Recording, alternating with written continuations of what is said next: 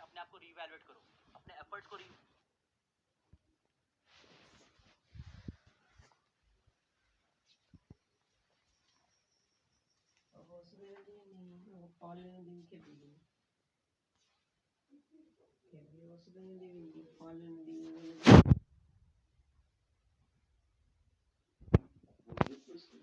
एक बात तय है कि गैस से लिक्विड और लिक्विड से सॉलिड अगर आप बना लेंगे तो ये पक्का है कि एंट्रोपी कम हो जाएगी। हाँ, और सॉलिड को ठंडा करते जाएं तो जैसे जैसे ठंडा करेंगे एंट्रोपी और कम होगी। और कितना ठंडा कर सकते हैं, मैक्सिमम या मिनिमम किस तक जा सकता है? अरे एब्सोल्यूट जीरो ऑफ टेम्परेचर तक ले लो, 0 केल्विन कर दो, इससे नीचे तो कोई जा ही नहीं सकता। अच्छा, एक बात और पक्की है क्या? जैसे जैसे टेम्परेचर बढ़ता है वैसे वैसे मॉलिक्यूलर वाइब्रेशंस बढ़ते हैं, वैसे वैसे रैंडमनेस बढ़ जाती है। तो जैसे जैसे रैंडमनेस बढ़ जाएगी वैसे वैसे क्या होगा? आप कह सकते हो कि मॉलिक्यूलर वाइब्रेशंस बढ़ेंगे, उससे रैंडमनेस बढ़ेगी, एंट्रोपी बढ़ जाएगी। तो मिनिमम वाइब्रेशन होंगे कब? 0 केल्विन पर। मिनिमम एंट्रोपी होगी कब? 0 केल्विन पर, बशर्ते प्योर सॉलिड हो, मिक्सचर ना हो, उसमें डिफेक्ट्स ना हो, और defects anyway tend to minimise themselves at 0 kelvin. अच्छा, तो for all pure crystalline substances, for all pure crystalline substances, entropy, वैसे बाय कॉमन सेंस कह सकते हैं entropy should be minimum at 0 kelvin. हम थर्ड लॉ में पूरी दबंगई से डिक्लेयर करते हैं entropy, the absolute value of entropy at 0 kelvin for all pure crystalline substances is 0।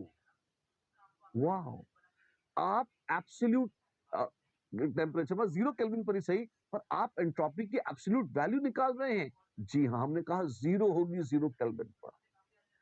वाह, लेकिन बाकी चीजें, internal energy, enthalpy, Gibbs free energy, इनकी तो एब्सोल्यूट वैल्यू नहीं निकाल सकते, इनकी नहीं निकाल सकते, लेकिन एंट्रोपी की एब्सोल्यूट वैल्यू निकाल सकते हैं, thanks to third law of thermodynamics. अच्छी बात है। तो कभी भी अगर डेल्टा एस देखते हैं, तो मान लो किसी भी चीज का डेल्टा एस हमने एक ऐसे डिफाइन किया कि entropy of that substance eight 0 kelvin से टी केल्विन, जो भी टेम्परेचर है उसका टी केल्विन, वहां तक हमने किसी सब्सटेंस को गर्म किया। हाँ जी, तो क्या हम एंट्रोपी चेंज डेल्टा एस निकाल सकते हैं? हाँ, which is entropy at temperature T minus entropy at 0 kelvin. ठीक है, पर इसको तो थर्ड लॉ ने 0 कर दिया। हाँ, वाओ, और डेल्टा एस तो हम अपने फॉर्मूले से निकाल सकते हैं जो हमने पहले सीखे हैं। हाँ, तो यानी कि हम किसी टेम्परेचर टी पर एंट्रोपी की एब्सोल्यूट वैल्यू भी निकाल सकते हैं। जवाब है हाँ, बिल्कुल निकाल सकते हैं। ये तो शानदार है, ये शानदार है, ये जानदार है, इसमें कोई संदेह नहीं।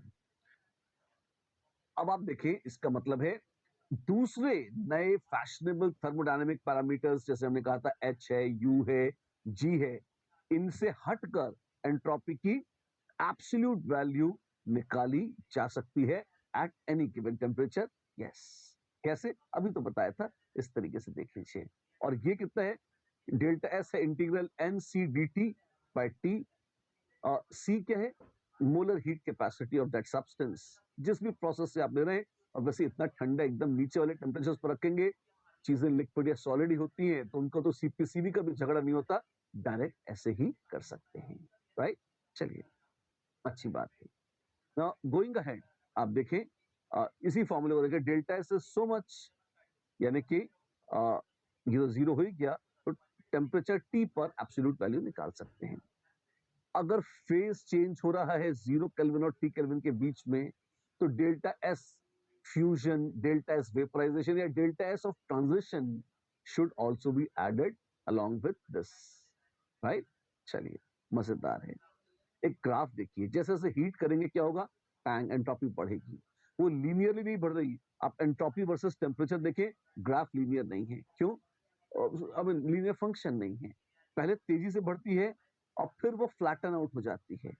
क्यों? क्योंकि लोअर टेम्परेचर्स पर आप देखें एंट्रोपी में वेरिएशन ज्यादा होता है, एंट्रोपी तेजी से बदलती है।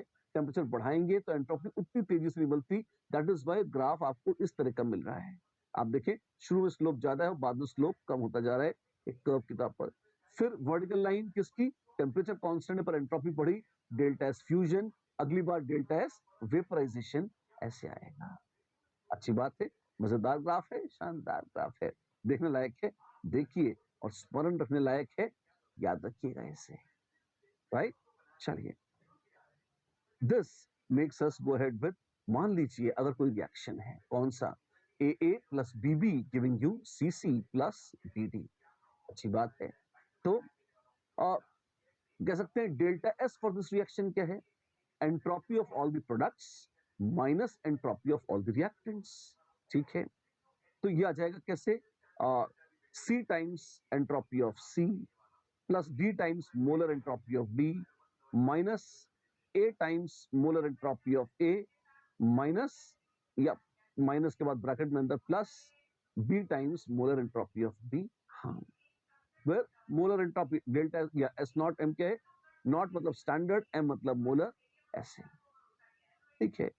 आप चाहें तो एक छोटा सा क्वेश्चन करके इसे और भी देख सकते हैं, एंट्रोपी चेंज और sorry the entropy of the following substances are, आपको मीथेन, CO2, O2 और H2O की एंट्रोपी की वैल्यू दी हुई है। प्लीज नोट, ये एंट्रोपी ऑफ फॉर्मेशन नहीं है, जो element in the standard state के लिए जीरो हो जाएगी, कुछ वैल्यू है उसकी। आपको डेल्टा एस नॉट निकालना है, कैसे निकालेंगे, बहुत ही आसान है, आप देखें, delta S not is entropy of CO2 gas plus 2 times entropy of H2O liquid minus entropy of methane minus 2 times entropy of O2। अच्छा, तो CO2 का कितना है, CO2 है 213.6 प्लस 2 टाइम्स एंट्रोपी ऑफ पानी इंटू 2, ठीक है, 69.9, दैट इज 70 माइनस 0.1, 140 माइनस 0.2, यानी कि 140 माइनस 0.2 बाद में सब्ट्रैक्ट कर लेंगे, है ना, इधर देख लेंगे, minus entropy of methane, calculation कर रहे हैं हम, साफ सुथरे करना चाहिए, 186.2, ये माइनस के साथ आएगी, minus 2 times entropy of oxygen, आप देखें काफी ज्यादा है, पानी लिक्विड होने से उसकी एंट्रोपी बहुत कम हो गई, O2 गैस है तो उसकी ठीक ठाक है, 205 का 410 हो जाएगी, माइनस 410, और ये माइनस 0.2 और आ जाएगी, तो माइनस 0.2 इधर जोड़ लेते हैं, तो ऐसा कर लेते हैं, ठीक है ना। चलिए, ये कितना हो गया, 0.469 माइनस 5, और ये है 0.6353, तो minus 596 plus 353.6। Please note, calculation आपको हमेशा करनी है, इसमें आलस मत कीजिएगा, ये करके दिखाकर सम टाइम खोटी इसलिए कर रहा हूं ताकि आपकी आदत रहे और आपके मन में गलत इंप्रेशन ना जाए कि कैलकुलेशन स्किप मारने, कैलकुलेशन सारे अंत तक प्रैक्टिस करने हैं आपको इस बात को ध्यान रखना है, राइट। तो क्या है हमारे पास, आपके पास आ जाएगा, out of 14 you lose 6, you get 8, 5 में 3 गया 2, 9 में 5 गया 4, 5 में 3 गया 2, 242.8, तो आ जाएगा माइनस 242.8 किलो जूल्स, या इतना, हाँ, इतना जूल्स, नॉट किलो जूल्स, इतना जूल्स पर मोल केल्विन, इस तरह से, राइट, देयर वी आर। इसी बात पे एक और हो जाए, चलिए, calculate the entropy change joules per mole Kelvin of the given reaction. Molar entropies are given bracket after each substance. This is so peaceful. क्या करना है? It's just simple plain calculation. अगर आप एंट्रोपी शब्द से न डरें, अगर बगैर हैरान हुए से बर्दाश्त कर ले, झेल जाएं, तो ये इस तरह से हो जाएगा। कैसा है, आपके पास आ जाएगा PbO, ठीक है, और SO2, 2 times PbO, 2 times SO2, तो this is 66.5 into 2 plus 248.2 into 2, ठीक है, minus 91 into 2 minus 205 into 3। Into 2 वाली चीजें पहले सल्टा लेते हैं, क्या क्या है, 66.5, 248.2, अच्छा, जोड़िए 5, चलो 7,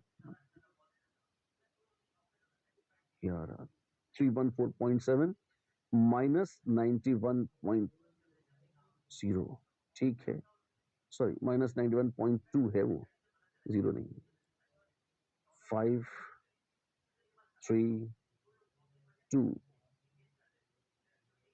This is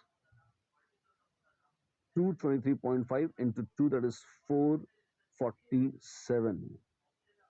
This comes out to be 447 minus 105, sorry 205.1 into 3. Okay, that is minus 615.3 plus 447.03. Let us subtract this. 15 में 7 गए 8, 10 में 4 गए 6, minus 168.3 joules per mole Kelvin. ये क्या है? ये है entropy change for this reaction. खाली कैलकुलेशन ही तो करनी है. मैंने कब कहा कुछ बहुत पहाड़ तोड़ने हैं, लेकिन बच्चे क्या है एंट्रोपी देख के डर जाते हैं. कई बार डर की वजह से क्वेश्चंस को छोड़ देते हैं. मैं आपको सिर्फ ये याद दिलाना चाहता हूं, these are very simple class of questions. अगर आप इन्हें कर लेंगे, आपको कहीं कभी कोई कैसी भी दिक्कत नहीं आएगी. राइट, चलिए देखते हैं अगला सवाल. Calculate delta S for the following process. X solid gives you X liquid at 100 Kelvin at 200 Kelvin. अच्छा, तो 100 केल्विन से 200 केल्विन तक गर्म किया है और उस प्रोसेस में उसको पिघला भी दिया है और बोला है melting point of X is 100 kelvin. Delta H fusion दे रखा है, Cp दे रखी है. अच्छा, और क्या करना है हमें? डेल्टा S निकालना है. नो, आपके पास है X सॉलिड at 100 Kelvin. इसको हीट करेंगे तो मिलेगा X लिक्विड at 100 Kelvin और हीट करेंगे तो मिलेगा X लिक्विड at 200 Kelvin. तो दो स्टेप्स हैं इसमें, अगर आप गौर करें. कौन से? एक जिसमें आपको खाली फ्यूजन कराना है और दूसरा जिसमें आपको हीटिंग करानी है. तो ये है डेल्टा S1 और ये है डेल्टा S2. राइट, ठीक है. अब आइए आगे करते हैं. आ जाएगा delta S1 is delta H fusion. Now delta H fusion is 20 kilo joules per mole और मेल्टिंग पॉइंट इस कितना? 100 केल्विन. अच्छा, तो कितना जाएगा? ये आ जाएगा 200 जूल्स पर मोल पर केल्विन. किलो मतलब 1000 से आप उसे ओपन कर देंगे तो इस तरह से आ जाएगा. ठीक है. और डेल्टा S2 कितना हो जाएगा? आइए देखते हैं. Delta S2, this is 100 kelvin से 200 केल्विन, 100 केल्विन से 200 केल्विन पर जा रहा है. तो क्या कहेंगे आप? आप कहेंगे this is integral NC dt upon T. ठीक है. एक मोल की बात चल रही है तो हम एक मोल ले लेते हैं, कुछ नहीं तो वो देखा जाएगा, है ना. तो ये आ जाएगा integral C ln T2 by T1 NC ऐसे.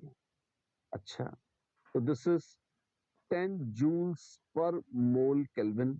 ठीक है. ln T2 200 by T1 100. ln 2 होता है 0.693. तो this is 0.693 into 10, 6.93 joules per mole kelvin. ओह, बस इतना ही. जी हाँ, आई मीन मोल तो अपन ने कुछ रखे नहीं है ऐसे. तो टोटल डेल्टा S कितना हो जाएगा? Delta S1 plus delta S2 जोड़ लीजिए, आ जाएगा 206.93 जूल्स पर मोल केल्विन. इस तरह से आ जाएगा. And this brings us to our next question. It says, for a perfectly crystalline solid, Cp, जिसकी Cp दे रखी है ATQ plus BT. Please note Cp has been given as a function of temperature. अक्सर हम इसे constant मान लेते हैं और यहाँ ये टेम्परेचर के फंक्शन के तौर पे दी हुई है. Where A and B are constants, ठीक है. If Cp is so much at 10 Kelvin and so much at 20 Kelvin, then molar entropy at 20 Kelvin is, ठीक है. क्या करेंगे? सॉल्व करते हैं, देखते हैं क्या होता है. आइए ना, अगर आपको ध्यान हो, molar entropy at 0 kelvin is of course 0. Right. तो बोला है ना डेल्टा S, अगर हम उसको 0 केल्विन से 20 केल्विन तक हीट करें तो क्या होगा? Delta S from 0 to 20 kelvin is, this is entropy at 20 kelvin minus entropy at 0 Kelvin. And at 0 Kelvin, entropy of a perfectly crystalline solid as per third law of thermodynamics is 0. अच्छा, and this delta S is integral NCM जो molar enthalpy है dt by T from T1 to T2. ठीक है, तो हम कहेंगे ये कितनी हो जाएगी, I mean we can always estimate that, right? तो ये आ जाएगी integral from T1 to T2, जहां पे T1 है 0 केल्विन और ये है T केल्विन, कोई आर्बिट टेम्परेचर T ले लेते हैं हम, ये आ जाएगा 0 से T तक. ठीक है, कितना आ जाएगा, ये आ जाएगा C P is A T cube plus BT. ठीक, N है जैसा है वो तो आ जाएगा upon T dt. Wow, integrate कर दें इसे, जरूर. N बाहर ले लीजिए. A now T square dt is T cube by 3 and B dt is BT. That's it. Anji, and this is from 0 to T, which is just this much. ठीक है, तो आप ये देख सकते हैं this is entropy at T kelvin. किसी भी टेम्परेचर T पर एंट्रोपी आ जाएगी इतनी. ओके, और हमको कुछ और डेटा भी दे रखा है. क्या बोला है, Cp की वैल्यू दे रखी है. ठीक है, Cp is this much at 10 kelvin and this much at 20 kelvin respectively. Okay, दो Cp की वैल्यू दे रखी है. इसकी मदद से हम A और B निकाल सकते हैं, उनको यहां सब्स्टिट्यूट कर सकते हैं, एंट्रोपी 20 केल्विन पर आ जाएगी. कैसा है, थोड़ा सा कैलकुलेशन का काम है. कैसे, एट 10 केल्विन आइए सब्स्टिट्यूट करें. Cp कितना लिखा है, 0.4 जूल्स पर केल्विन है, पर मोल केल्विन, और A कितना है पता लगाना है, T क्यूब.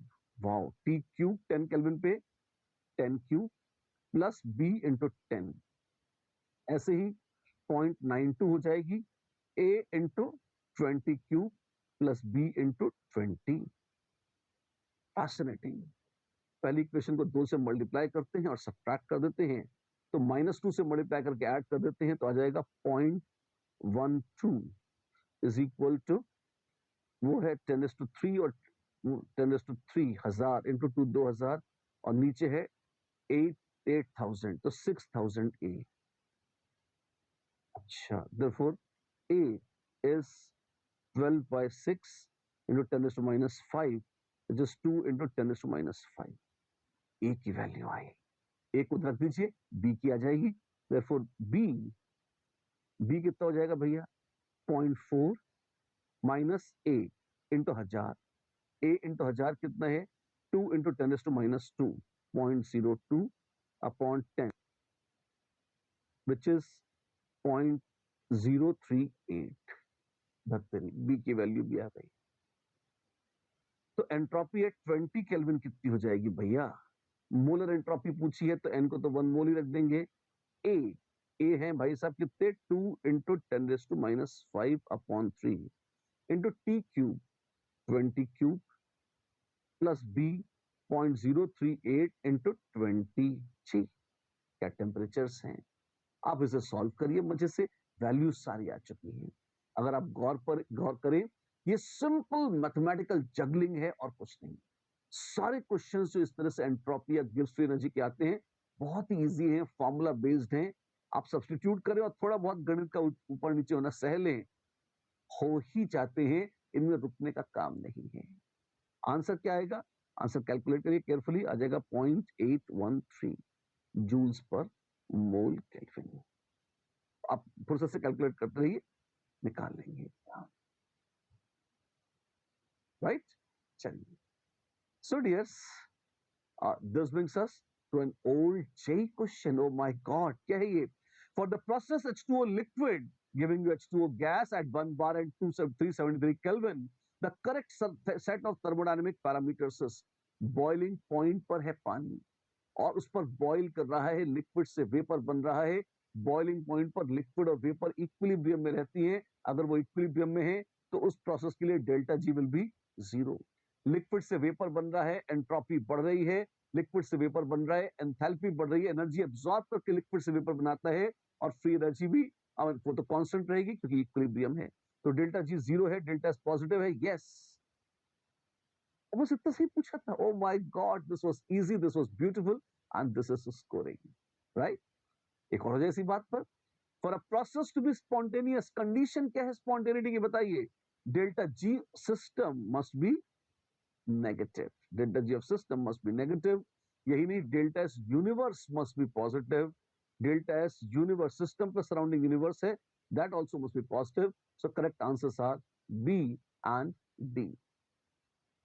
प्रोडक्ट, चलिए, बहुत सारी बातें कर ली हमने किसकी यहाँ पर, you know, free energy, first law, second law, third law, सब चीज भर के कर लिया।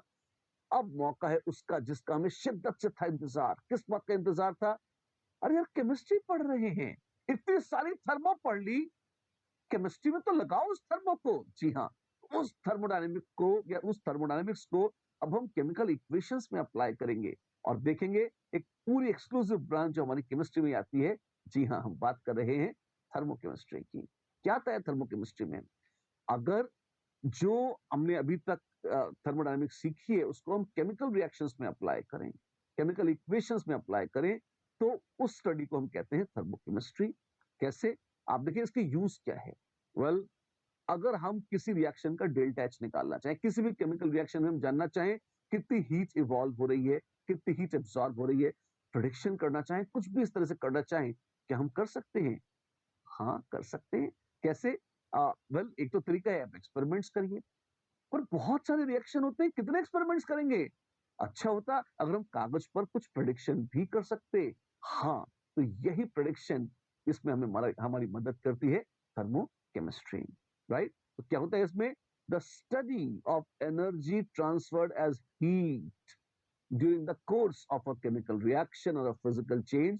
किसी भी चेंज में, फिजिकल चेंज हो, केमिकल चेंज हो, किसी भी चेंज में हीट का जो लेन देन, एनर्जी का जो लेन देन है, उसकी स्टडी कहलाती है थर्मोकेमिस्ट्री। अच्छी बात है। तो आप देखिए, अगर किसी रिएक्शन के साथ डेल्टा एच दे रखा है, मतलब जैसे मान लो कोई प्यारा सा रिएक्शन है, कौन सा? जैसे H2 plus half O2 giving you H2, hydrogen जल की पानी बना रही है। और मान लीजिए यहां पर कोई हमसे कहता है कि चलो बड़ा प्यारा सा रिएक्शन है, अब एक काम करो, इसकी डेल्टा एच बताओ कितनी है। और मैंने कहा मान लो इसकी डेल्टा एच है -285 किलो जूल्स पर मोल। तो क्या ये सटीक है, कि एक्यूरेट है? वेल, हमको ये तो पता है हाइड्रोजन गैस है, ऑक्सीजन गैस है, पानी की स्टेटस संदिग्ध होती है। हाँ जी, तो अब पानी गैस होगा या पानी तो लिक्विड भी हो सकता है। हाँ जी, तो अगर वो पानी लिक्विड हुआ और H2 plus half O2 giving H2O liquid, तो उसमें हीट अलग निकलेगी। और अगर H2O गैस बन रहा था, तो जाहिर सी बात है उसमें हीट अलग निकलेगी। हाँ जी, क्यों? अरे मैं बताता हूं ना आपको, देखिए H2O गैस, यही अगर कंडेंस हो जाए, एक तो कंडीशन है कि H2 और O2 ने रिएक्ट करके बनाई H2O गैस, ठीक है, कुछ हीट निकली, जलते हैं तो हीट, जलाते हैं तो हीट निकलती है। अब ये गैस अगर फर्दर कंडेंस होगी तो कंडेंस होते समय और हीट छोड़ेगी ना, तो अगर और हीट छोड़ेगी तो अगर लिक्विड बन रहा है तो कुछ एक्स्ट्रा हीट निकलेगी। This is delta H1, this is delta H2, और ये जो महा डेल्टा H है which is delta H1 plus delta H2, ये तो और नेगेटिव है। This is not equal to delta H1। आप देखिए, delta H is not equal to delta H1, obviously. क्यों? क्योंकि उसमें delta H1 plus delta H2 मिलाकर है। पर हमने तो जो पहले लिखा था उसमें लिक्विड गैस कुछ लिखा ही नहीं था। हाँ, तो ये वैल्यू जो 285 की वैल्यू, ये किसके लिए थी? ये डेल्टा एच है या डेल्टा H1 है? अगर ये आप साफ साफ नहीं लिखेंगे तो रिएक्शन के डेल्टा एच लिखने का कोई मतलब नहीं है। तो जब भी आप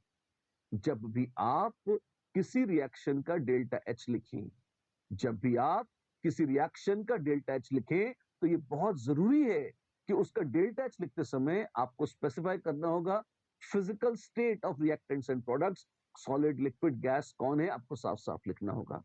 यही नहीं, आपको उनकी एलोट्रोपिक फॉर्म भी लिखनी होगी। कार्बन है तो वो ग्रेफाइट है, डायमंड, क्योंकि उनकी स्टेबिलिटी अलग अलग है, उनके रिएक्शन करने में हीट एब्जॉर्ब या रिलीज भी अलग अलग ही होगी। अच्छा, और ऑफ कोर्स आप देखें टेम्परेचर का फर्क पड़ता है। जी हाँ, तो कई बार हम ऐसे कहते हैं डेल्टा H नॉट अच्छा, एट 298, मतलब इस टेम्परेचर पर रिएक्शन कराएंगे तो ये इतनी हीट निकल रही है, टेम्परेचर बढ़ा देंगे घटा देंगे तो क्या हीट चेंज बढ़ या घट जाएगा? और डिपेंड करता है, वो बढ़ भी सकता है, घट भी सकता है, ये संभव है। लेकिन always remember delta H is a weak function. It is a weak function of temperature. Temperature बदलेंगे तो बहुत 25-50 डिग्री बदलेंगे तो डेल्टा एच इतना नेग्लिजिबली बदलता है कि हम आमतौर पर उसकी चिंता ही नहीं करते। लेकिन अगर मान लीजिए टेम्परेचर को आपने 200-300 डिग्री बदल दिया तो क्या डेल्टा एच कांस्टेंट रहेगा ना, जरा सी वैल्यू बदल जाती है। तो नॉनदलेस क्या वो डिपेंड करता है? जी हाँ, वो जरूर डिपेंड करता है टेम्परेचर पर। तो वो फिजिकल स्टेट्स ऑफ रिएक्टेंट्स और प्रोडक्ट्स पर डिपेंड करता है, जी हाँ। वो टेम्परेचर पर डिपेंड करता है, जी हाँ। वो एलोट्रोपिक फॉर्म्स पे डिपेंड करता है, जी हाँ। क्या वो अमाउंट ऑफ रिएक्टेंट्स पे भी डिपेंड करता है? वेल, अगर आप उसे पर मोल में नापेंगे, अगर इंटेंसिव क्वांटिटी मानेंगे तो नहीं करेगा। क्यों? पर 1 मोल रिएक्ट करेगा तो इतना निकल रहा है, अब आप जितने मोल रिएक्ट करा दें। पर अगर आप टोटल हीट रिलीज या टोटल एंथैल्पी चेंज नापेंगे जिसमें नंबर ऑफ मोल्स मल्टीप्लाई कर देंगे, तो वो तो एक्सटेंसिव क्वांटिटी है ही और वो अमाउंट पे भी जरूर डिपेंड करेगी। अच्छी बात है। तो अब देखते हैं एंथैल्पी ऑफ रिएक्शन कैसे निकाली जाएगी। हमारे पास है, हमें common sense enthalpy change delta H निकालना है। तो चेंज क्या होता है? Final minus initial. तो जितनी एंथैल्पी है फाइनल प्रोडक्ट्स की उसको जोड़ लो, माइनस जितनी एंथैल्पी है फाइनली रिएक्टेंट्स की या इनिशियली रिएक्टेंट्स की उसको जोड़ लो। तो this is total final enthalpy, this is total initial enthalpy. Subtract कर दीजिए, आ जाएगी एंथैल्पी ऑफ रिएक्शन या डेल्टा एच। एक कंसेप्ट के रूप में बहुत आनंददायक और बड़ा अच्छा लग सकता है, बस उसमें खाली एक ही गड़बड़ है। क्या? कि हमें एच की एब्सोल्यूट वैल्यू पता नहीं होती। अच्छा, तो क्या करें? अब यहां पर एक थोड़ा मजेदार सा कंसेप्ट आता है, और वो कि जैसे एक पहले एग्जांपल देख लें, फिर एक आपको एक ट्रिक बताऊंगा जिसकी मदद से हम एक्चुअली इसे कैलकुलेट करते हैं। कैसे? पहले तो ये देखिए, वो जो हमने एकदम से सिग्मा एक लिख दिए थे, शायद आपको फील ना आए, तो यहाँ पर एक एग्जाम्पल है। आप देखिए, मीथेन को जला रहे हैं, CO2 और H2O बना रहे हैं। तो डेल्टा एच ऑफ रिएक्शन क्या होगा? वो होगा मोलर एंथैल्पी ऑफ CO2, और यहाँ 1 मोल है CO2 का, ठीक है। ऐसे ही मोलर एंथैल्पी ऑफ पानी इंटू 2 कहां से आ गया? बिकॉज यहाँ 2 मोल्स हैं पानी के। तो ये आ गया total enthalpy of products minus total enthalpy of reactants, ये ब्रैकेट में आएगा, ऐसे देखिए आप, है ना। और ये क्या है? This is molar enthalpy of methane. यहाँ 1 था तो यहाँ 1 से मल्टीप्लाई हो रहा है, और यहाँ 2 था तो यहाँ 2 से मल्टीप्लाई हो रहा है, मोलर एंथैल्पी ऑफ O2, ऐसे। अच्छा, लेकिन इनमें से तो एक भी टर्म नहीं पता हमको, नहीं पता, तो क्या करेंगे? ये रहस्यमय है। और यहाँ पे मैं बताना चाहता हूं आपको, एक बहुत बेहतरीन चीज डिफाइन करने वाले हैं हम, जिसको हम कहते हैं एंथैल्पी ऑफ रिएक्शन। तो खैर ये है ही सही, एक एंथैल्पी ऑफ फॉर्मेशन भी हम देखने वाले हैं। उसके पहले एक दो डेफिनेशन देख लीजिए मेरे साथ। ये क्या है?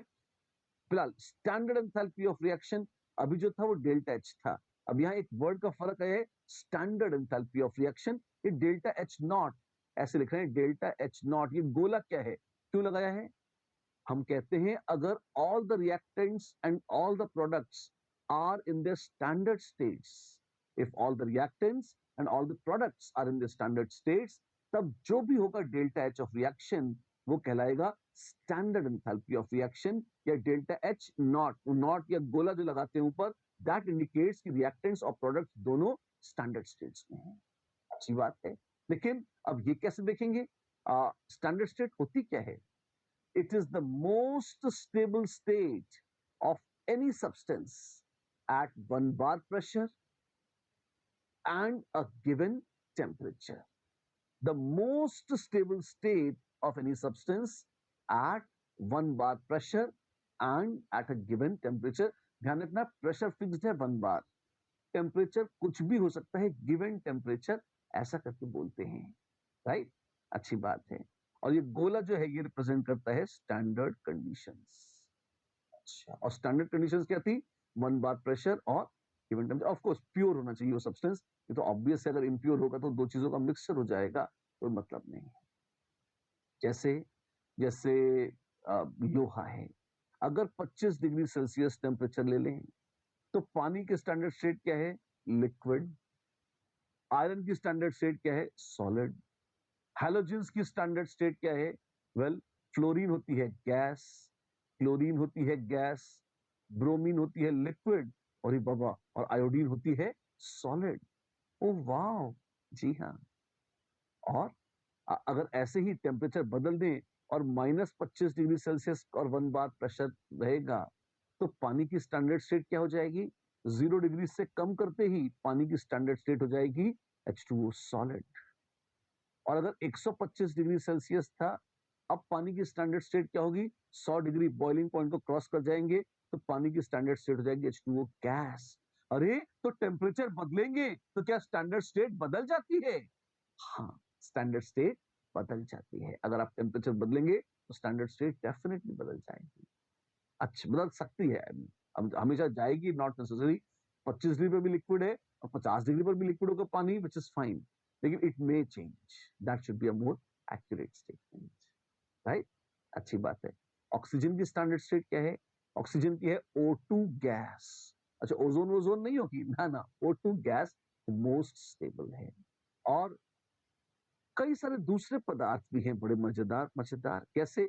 आप देखेंगे, जैसे कार्बन अगर ग्रेफाइट के फॉर्म में है तब ज्यादा स्टेबल है या डायमंड के फॉर्म में? मजे की बात है, ग्रेफाइट ज्यादा स्टेबल है। तो कार्बन में ग्रेफाइट है स्टैंडर्ड स्टेट।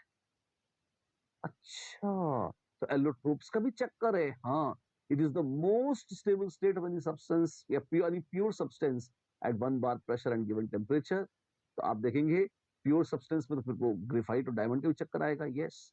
या सल्फर है तो रोम्बिक सल्फर। अच्छा, इस तरीके से, जी हाँ, इस तरीके से देखते हैं। इसका कोई एक्सेप्शन है? एक एक्सेप्शन है, phosphorus. White phosphorus least stable होता है, स्टेबल नहीं होता। इनफैक्ट मोस्ट स्टेबल होता है ब्लैक फॉस्फोरस। मतलब फॉस्फोरस बड़ा रंग बिरंगा होता है, व्हाइट भी होता है, येलो भी होता है, रेड भी होता है, वायलेट भी होता है, ब्लैक भी होता है, और मोस्ट स्टेबल इनमें होता है ब्लैक। पर समहाउ उसको स्टैंडर्ड स्टेट नहीं चुना जाता। आईयूपीएसी ने एक एक्सेप्शन क्रिएट किया है और उन्होंने मान लिया है कि white phosphorus is standard state. Arbitrarily मान लिया है। अच्छा, तो क्या आईयूपीएसी ने यह मान लिया है कि व्हाइट फॉस्फोरस मोस्ट स्टेबल है? ना, आईयूपीएसी ईश्वर नहीं है। स्टेबिलिटी भगवान ने तय करी है, वो जिसकी जो है आईयूपीएसी उसको नहीं बदल सकती। लेकिन हाँ, choosing standard state is something like choosing origin in coordinate geometry. आप किसी भी पॉइंट का ओरिजिन चुन सकते हैं, राइट? तो उसी तरह से आईयूपीएसी ने एक फॉर्मूला लगा दिया कि भाई, स्टैंडर्ड स्टेट अगर मोस्ट स्टेबल स्टेट है किसी सब्सटेंस की तो हम उसको स्टैंडर्ड स्टेट मानते हैं, ठीक है? फॉस्फोरस के केस में भले ही वो मोस्ट स्टेबल नहीं है, पर हम व्हाइट फॉस्फोरस को आर्बिट्ररीली स्टैंडर्ड स्टेट मान लेंगे। This is as per IUPAC. बस, दैट्स इट, राइट? अच्छी बात। अब ये भी देखिए, अगर आपके पास कोई प्योर क्रिस्टलाइन सॉलिड है तब तो 1 बार प्रेशर और स्पेसिफाइड टेम्परेचर है। कभी कभी सोल्यूशन आता है तो सोल्यूशन में भी स्टैंडर्ड स्टेट होती है। जी हाँ, वो कब होती है? वो होती है 1 molal concentration. 1 molal. Molal is often approximated by molar. तुतला रहे हो? तुतला नहीं रहा हूं, मोलल है। अबे, 1 मोलल इज नॉट 1 मोलर। और एक्यूरेट डेफिनेशन है 1 मोलल कंसंट्रेशन पर किसी भी आयन को अगर रखा जाए तो वो है उसकी standard state, right? Species eight 1 molal concentration, 1 bar pressure at a specified temperature is standard substance, yeah, for standard state for any solute or any ion in solution, right? अच्छी बात है। लिक्विड और गैस की तो पता ही है, same चीज जो सॉलिड के लिए थी, प्योर सॉलिड वैसे प्योर लिक्विड वैसे pure gas, 1 bar pressure and specified temperature, that's it, right? कुछ एग्जांपल्स हैं। इथेनॉल। अच्छा, अगर इथेनॉल रूम टेम्परेचर पर 298 केल्विन पर क्या होती है? 1 बार प्रेशर पर लिक्विड होती है, तो लिक्विड उसकी स्टैंडर्ड स्टेट है। आयरन 500 केल्विन पर क्या होगा? 1500 केल्विन के ऊपर जाके पिघलता है, 500 केल्विन पर तो सॉलिड ही होगा। बिल्कुल, वो स्टैंडर्ड स्टेट है, ठीक है? तो ये तो बात हुई भैया किसकी, स्टैंडर्ड स्टेट की। अब और देखो, किसी भी थर्मोकेमिकल इक्वेशन को अगर हम लिख रहे हैं तो उसके साथ क्या क्या चाहिए, हमने स्पेसिफाई किया था, थोड़ी देर पहले बताया भी था कि अगर एक्यूरेटली सारा डेल्टा लिखना है, डेल्टा एच वगैरह लिखना है, तो आपको physical states of reactants and product साफ साफ बतानी चाहिए, टेम्परेचर साफ साफ बताना चाहिए, उसके अलावा प्रेशर भी साफ साफ बताना चाहिए। और वैसे तो अगर स्टैंडर्ड स्टेट मान रहे हैं तो सबके प्रेशर 1 1 बार हो जाएंगे, कुछ कहने वाली बात ही नहीं है। टोटल प्रेशर 1 बार होगा नहीं, हर गैस का पार्शियल प्रेशर 1 बार होगा अगर स्टैंडर्ड स्टेट की बात हो रही है तो। अच्छा, और और एलोट्रोपिक फॉर्म साफ साफ लिखे होने चाहिए, ये बहुत जरूरी है, ठीक है ना। तो अब देखें, अब इसमें एक दो और मजेदार, बहुत ही स्टूपिड सी बातें हैं, लेकिन आपको मजा आएगा, सुनिए। अब जो मैं बताने वाला हूं उसका एक नाम है, लोग उसे कहते हैं, या पुराने लोग कहते थे, लेप्लास एंड लेवॉइजर्स लॉ। वही बाबा, महान लेप्लास और महान लेवॉइजर, जी हाँ, उन्होंने मिलकर एक लॉ दिया है। हाँ, और क्या था वो लॉ? वो ये था कि भाई किसी रिएक्शन का कुछ है डेल्टा एच, अगर उसे उल्टा करेंगे तो उसका डेल्टा एच में माइनस लग जाएगा। व्हाट मतलब देखिए, N2 प्लस 3H2 से अमोनिया बन रही है, इसका डेल्टा एच है -91.8। अभी रिएक्शन उल्टा कर दो, इसको इधर ले आओ, इसको इधर ले आओ, तो ये बन जाएगा। हाँ, तो उधर डेल्टा एच को भी उल्टा कर दो, माइनस था तो प्लस हो जाएगा। तरीके तो हम वैसे ही कर देते, हाँ कर देते, अच्छी बात है, but this is called Laplace and Lavoisier's law. बड़ी इज्जत से लोग इसे एक लॉ मानते हैं और लॉ का नाम देते हैं और वैसे बात करते हैं, अच्छी बात है। What else? तो पहला point, if an equation is reversed, it's delta H is multiplied by -1। जी हाँ, अगर, और सच तो ये है, किसी भी केमिकल इक्वेशन को अगर किसी कांस्टेंट से मल्टीप्लाई या डिवाइड करोगे तो उसका डेल्टा एच भी उसी कांस्टेंट से मल्टीप्लाई या डिवाइड हो जाएगा। अच्छा, तो हाफ से मल्टीप्लाई किया तो डेल्टा एच भी हाफ से मल्टीप्लाई हो गया, 2 से मल्टीप्लाई किया तो डेल्टा एच भी 2 से मल्टीप्लाई हो गया, पुराना वाला जो था, राइट, इस तरह से, ठीक है। एक लॉ है बड़ा मशहूर, क्या है? Hess's law of constant heat summation. क्या बोल गए हेस महाराज? बड़ी अच्छी चीजें बोल गए। उन्होंने कहा है, heat absorbed or evolved in a given chemical reaction is same irrespective of the method by which, irrespective of the number of steps in which the process has been carried out. अगर एक process है ए से B, 1 step में हो रही है, कुछ delta H है, आपने कहा नहीं नहीं मैं तो ए से सी बनाऊंगा, सी से डी बनाऊंगा, डी से ई बनाऊंगा और फिर ई से बी बनाऊंगा, बना लो भैया। इसमें डेल्टा H1, इसमें डेल्टा H2, इसमें डेल्टा H3, इसमें डेल्टा H4, अगर सबको जोड़ दोगे तो ये कट जाएगा, वही है ए से बी, तो महा delta H is delta H1 plus delta H2 plus delta H3 plus delta H4, अगर इसको डेल्टा H गिनते हैं तो। This is as per Hess's law of constant heat summation. Algebraic equations may be added or subtracted. Yes, in the same fashion, chemical equations can also be added or subtracted. अगर दो equations add होंगी तो उनके delta H जुड़ जाएंगे, अगर equation subtract होंगी तो डेल्टा एच सब्ट्रैक्ट हो जाएंगे। अगर इक्वेशन को किसी कांस्टेंट से मल्टीप्लाई करेंगे या डिवाइड करेंगे तो उसका डेल्टा एच भी उसी कांस्टेंट से मल्टीप्लाई या डिवाइड हो जाएगा। ये बोल गए हैं एस महाराज, अच्छा बोल गए हैं, अरे शानदार बोल गए हैं। आइए देखें, वही चीज ए से आना है बी पर, सीधे आ जाइए, और या फिर ऐसे ऐसे ऐसे घूम फिर कर आइए, अक्कड़ बक्कड़ बम्बे, तो इधर वो बन जाएगा मिलाकर। अच्छा, तो delta H is delta H1 plus delta H2 plus delta H3, ऐसा, right. This is as per Hess's law of course. कोई एग्जाम्पल है? हाँ बिल्कुल, आप देखिए, हमसे पूछा गया है कि भाई 2 टाइम्स सोडियम बाइकार्बोनेट है और अगर ये रिएक्शन दे रखा है, उससे बन रहा है सोडियम कार्बोनेट CO2H2O और डेल्टा एच बताइए, और गिवन है डेल्टा H1 और गिवन है डेल्टा H2, तो कैसे एस्टिमेट करेंगे? फिर हम कहेंगे दोनों इक्वेशंस को ध्यान से देखिए, यहाँ है NaHCO3 और यहाँ है NaHCO3, ठीक है, यहाँ Na2CO3 है प्रोडक्ट्स में, अरे और ये तो रिएक्टेंट्स में है, तो प्रोडक्ट में कैसे लाएंगे? -1 से मल्टीप्लाई कर दो, उल्टा कर दो, इधर ले आओ, सब्ट्रैक्ट कर दो। अच्छा, सब्ट्रैक्ट कर दिया आपने? कर दिया। अरे लेकिन यहाँ तो HCl भी है, हाँ जी, यहाँ पे HCl है और यहाँ HCl तो नहीं है ऊपर वाली में, जी हाँ। तो क्या करें, काट डालो HCl। कैसे, यहाँ भी HCl है, जरूर काटेंगे। अरे कैसे काट दें, यहाँ तो -2 है ऊपर, तो ऊपर वाले को 2 से मल्टीप्लाई कर, +2 हो जाएगा, +2 -2 0 हो जाएगा, बढ़िया। तो 2 से मल्टीप्लाई कर दे भाई, 2 2 2 2 2 इंटू 2 हो गया। अच्छा, और माइनस माइनस माइनस माइनस हुआ, इधर माइनस हो गया।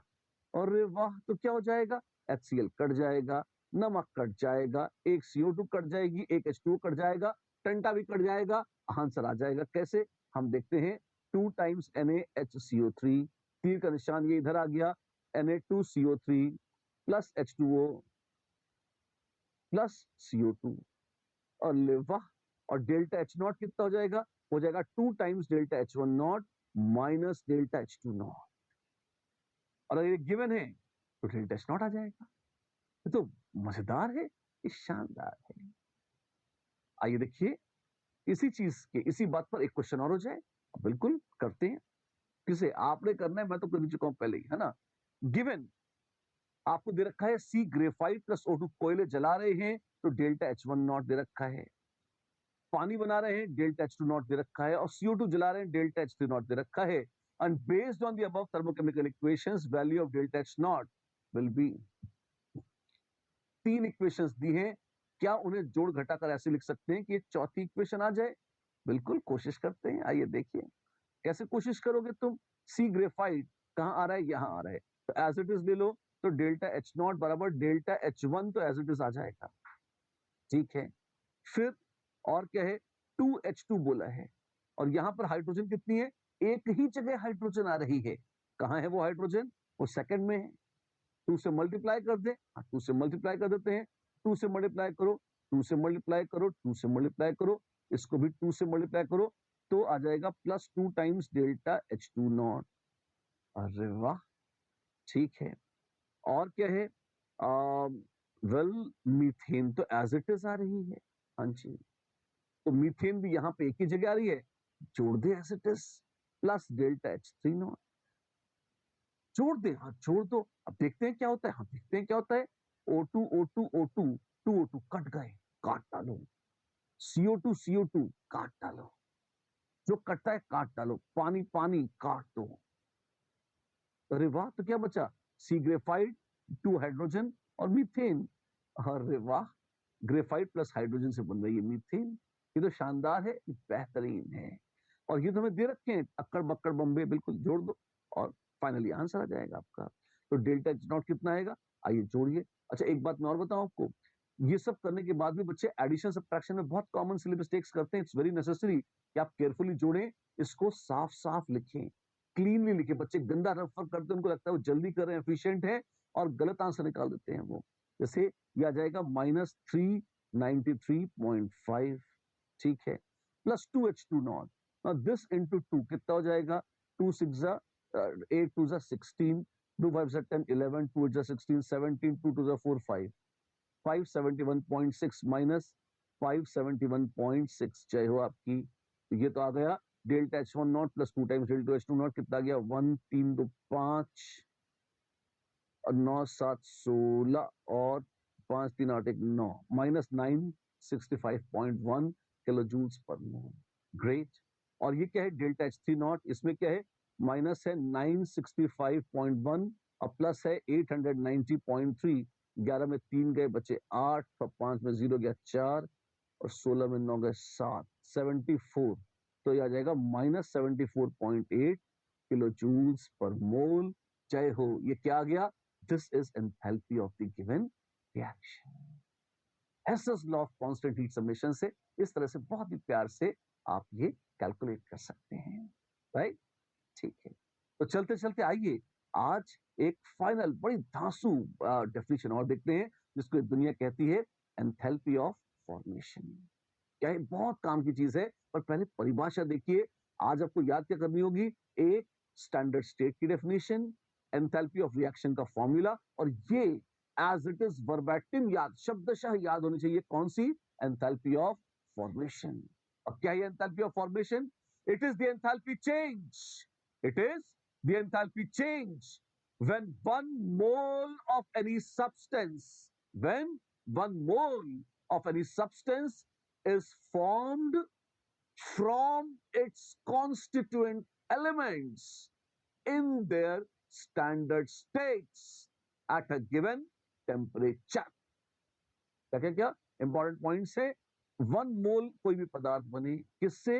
फ्रॉम इट्स कॉन्स्टिट्यूएंट एलिमेंट्स, ठीक है, in their standard states at a given temperature. ये की पॉइंट्स हैं। तो तब जो भी डेल्टा एच होगा वो कहलाएगा उस पदार्थ का एंथैल्पी ऑफ फॉर्मेशन। मतलब क्या है आपका? एग्जाम्पल दीजिए। जैसे ये देखिए, CO2 बननी है, हाँ जी, इसमें एलिमेंट कौन से हैं? कार्बन और ऑक्सीजन। तो कार्बन की स्टैंडर्ड स्टेट है ग्रेफाइट, ऑक्सीजन की स्टैंडर्ड स्टेट है O2 गैस। तो C graphite plus O2 gas giving you CO2 gas. Delta H not आ जाएगा इतना, right? H2 plus half O2 से मिल रहा है H2O liquid. Delta H not आ जाएगा कितना? आ जाएगा इतना। और CO2 प्लस H2O, अगर इसका ये वाला रिएक्शन देखें, क्या ये फॉर्मेशन रिएक्शन है? नहीं। क्यों? आप देखिए CO2 बन रही थी element in the standard state से, ये है enthalpy of formation of CO2। पानी बन रहा था किससे? एलिमेंट इन द स्टैंडर्ड से, तो ये है enthalpy of formation of H2O liquid. यहां कोई एक मोल बन रहा है, कुछ नहीं बन रहा, तो इसकी कोई एंथैल्पी ऑफ फॉर्मेशन ऐसा सच नहीं है। लेकिन अगर इसको देखेंगे तो ये क्या है? ये भी मीथेन बन रही है ग्रेफाइट और hydrogen element in the standard state से। तो जो भी डेल्टा एच आएगा वो कहलाएगा enthalpy of formation of methane. Wow! तो इसमें तीन तीन एंथैल्पीज ऑफ फॉर्मेशन की चर्चा है। हाँ, इसमें तीन तीन एंथैल्पी ऑफ फॉर्मेशन की चर्चा है, राइट? अच्छी बात है। कोई और एग्जाम्पल है? मैं और एग्जाम्पल लेता हूं। मान लीजिए किसी ने कहा NaHCO3 का एंथैल्पी ऑफ फॉर्मेशन का रिएक्शन लिखो।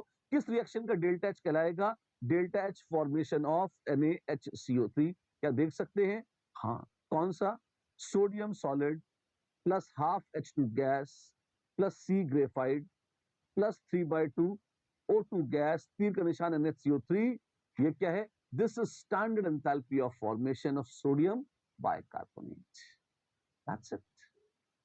तो लेकिन सोडियम में हाइड्रोजन और कोयले और O2 डाल दो तो 7 जन्म में कभी सोडियम बाइकार्बोनेट ना मिले, ना मिले, वी डोंट केयर। हम ये नहीं कहते कि ये इसका रिएक्शन है, हम ये नहीं कहते कि इस रिएक्शन से वास्तव में आप सोडियम बाइकार्बोनेट मैन्युफैक्चर कर सकते हो। हम तो ये कहते हैं अगर ये रिएक्शन हो जाए, अगर ये रिएक्शन हो जाए और अगर तुम नाप सको इसकी डेल्टा एच, तो जो होगी इसकी डेल्टा एच वो कहलाएगी इस रिएक्शन, इस सोडियम बाइकार्बोनेट की एंथैल्पी ऑफ फॉर्मेशन। बस, रिएक्शन हो नहीं हो उसकी ऐसी तैसी, we don't care, it is not needed. पर हम कहते हैं अगर हो गया रिएक्शन तो जो की होगी डेल्टा एच वो कहलाएगी इसकी एंथैल्पी ऑफ फॉर्मेशन। स्वाहा। That's it. तो आसान है, हाँ, पर ऐसा किया क्यों है? ये बड़े मजेदार है ना? आप देखें, एंथैल्पी ऑफ फॉर्मेशन है तो ऐसे ही, जैसे आप अभी अभी आपको दिया था एग्जांपल किसका? अगर element in the standard state से पानी बन रहा है, ये पानी की एंथैल्पी ऑफ फॉर्मेशन है। अगर element in the standard state से 1 मोल HBr बन रही है, यहाँ 2 बन रही है, तो ये फॉर्मेशन रिएक्शन नहीं है। अगर इसे डिवाइड बाय 2 कर देंगे तो ये फॉर्मेशन रिएक्शन हो जाएगा किसका? HBr का, राइट? इस तरह से। तो बच्चे लोग, आप देखें, इसी के साथ आज की हम इस यात्रा को करते हैं या देते हैं विराम। क्यों? अभी तो कर रहे हैं बहुत सारा काम। अगली क्लास में जब हम मिलेंगे तो हम रिएक्शन का डेल्टा एच देखकर उस रिएक्शन की मदद से या डेल्टा एच फॉर्मेशन अगर दिए हुए हो तो हम एंथैल्पी ऑफ रिएक्शन निकालेंगे। क्या आपको पता है कि किसी भी रिएक्शन का डेल्टा एच निकालने के 2 मेथड्स हैं? एक एंथैल्पी ऑफ फॉर्मेशन मेथड है और दूसरा बॉन्ड एंथैल्पी मेथड है। अच्छा, ये दोनों ही मेथड देखेंगे, सीखेंगे, इनका अभ्यास करेंगे हम अगली बार। तब तक के लिए करिए इंतजार, रहिए तैयार, पढ़ते रहिए। आज के लिए तो नमस्कार।